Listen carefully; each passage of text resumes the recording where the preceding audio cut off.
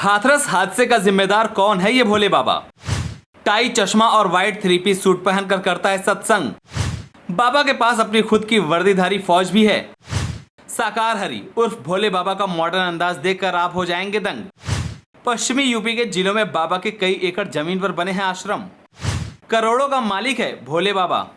चलिए आपको बताते हैं हाथरस हादसे का जिम्मेदार भोले बाबा की कहानी। उत्तर प्रदेश का हाथरस जिला एक बार फिर से चर्चा में आ गया है। हाथरस में मंगलवार की शाम यानी कि 2 जुलाई को बड़ा हादसा हो गया। भोले बाबा के सत्संग में अचानक से भगदड़ मच गई, जिसमें करीब 116 लोगों की मौत हो गई, जबकि कई लोग घायल हो गए। लेकिन सभी के जहन में सवाल उठ रहा है कि कौन है वो बाबा जिसकी वजह से इतना बड़ा हादसा हो गया और वो फरार हो गया। आपको बता दें कि उस बाबा को लोग भोले बाबा के नाम से जानते हैं। भोले बाबा का असल नाम सूरजपाल सिंह जाटव है। यूपी के एटा जिले का निवासी भोले बाबा अपने सत्संग के अलावा अजब गजब अंदाज के चलते भी सुर्खियों में रहते हैं। बाबा औरों की तरह साधु संतों की तरह गेरुआ वस्त्र धारण नहीं करता और न ही किसी भगवान की तस्वीर अपने कार्यक्रमों में लगाते हैं। साकार हरि अपने प्रवचन में सफेद थ्री पीस सूट बूट और महंगे चश्मे में दिखते हैं। बाबा के पास लग्जरी कारों का काफिला भी है और खुद की वर्दीधारी फौज भी है। इस लंबी चौड़ी फौज को आश्रम का सेवादार कहा जाता है। खास बात यह है कि साकार हरि उर्फ भोले बाबा के साथ उनकी पत्नी भी सत्संग के मंच पर बैठती हैं। अनुयायियों का दावा है कि बाबा कोई भी दान दक्षिणा या चढ़ावा आदि नहीं लेते हैं। बाबा भक्तों की सेवा सेवादार बनकर करते हैं।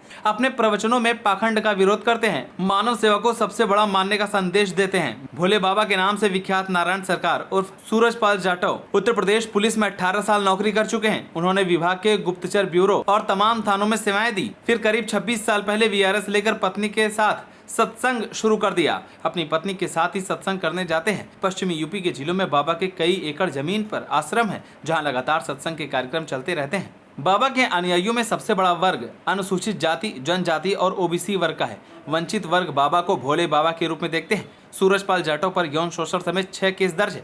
यूपी पुलिस में हेड कांस्टेबल रहते हुए यौन शोषण का आरोप लगा तो उसे बर्खास्त कर दिया गया था। सबसे ज्यादा चौंका देने वाली बात तो ये है कि जहां आज सोशल मीडिया के जरिए बाबा लोग अपना प्रवचन देते हैं, लेकिन इंटरनेट के जमाने में अन्य साधु संतों और कथावाचकों के इतर सोशल मीडिया से ये बाबा दूर है। बाबा का कोई आधिकारिक अकाउंट किसी भी प्लेटफॉर्म पर नहीं है। कथित भक्तों का दावा है कि नारायण सरकार हरि यानी भोले बाबा के जमीन स्तर पर खासे अनुयायी है। साल 2022 में कोरोना काल में कोविड गाइडलाइन के बावजूद भोले बाबा ने अपने सत्संग में 50,000 लोगों की भीड़ जुटा ली थी, जबकि इजाजत सिर्फ 50 लोगों को मिली थी। इससे शहर की ट्रैफिक व्यवस्था पूरी तरह ठप हो गई थी। यूपी के फर्रुखाबाद का यह पूरा मामला था। उस दौरान यूपी प्रशासन ने कार्यक्रम के आयोजकों के खिलाफ रिपोर्ट दर्ज करके इतिश्री कर ली थी। खास बात यह है कि किसी भी कार्यक्रम में हालात बिगड़ने पर आयोजकों के ऊपर केस दर्ज कर लिया जाता है। हाथरस की भगदड़ के बाद भी पुलिस ने मानव मंगल मिलन सद्भावना समागम समिति के आयोजकों को आरोपी बनाया है। एफआईआर में बाबा का नाम नहीं है।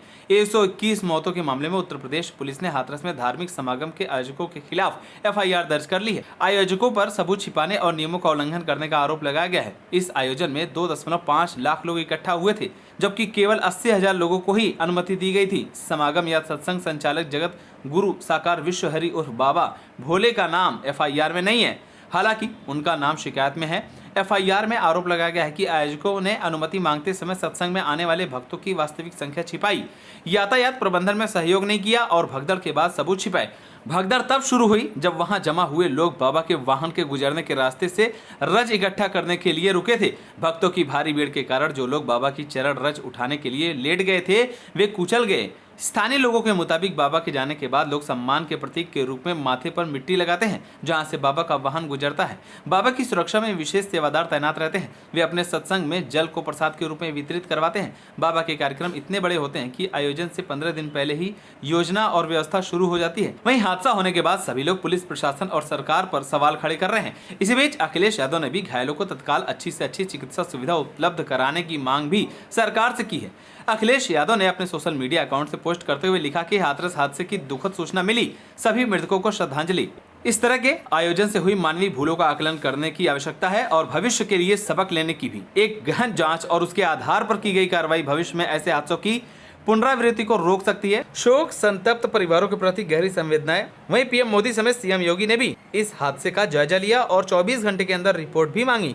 बहरहाल अब देखने वाली बात होगी कि इस हादसे को लेकर सीएम योगी क्या कार्रवाई करते हैं। आप सभी की इस भोले बाबा को लेकर क्या राय है हमें कमेंट कर जरूर बताएं। अगर आप नए तो हमारे चैनल को सब्सक्राइब करें।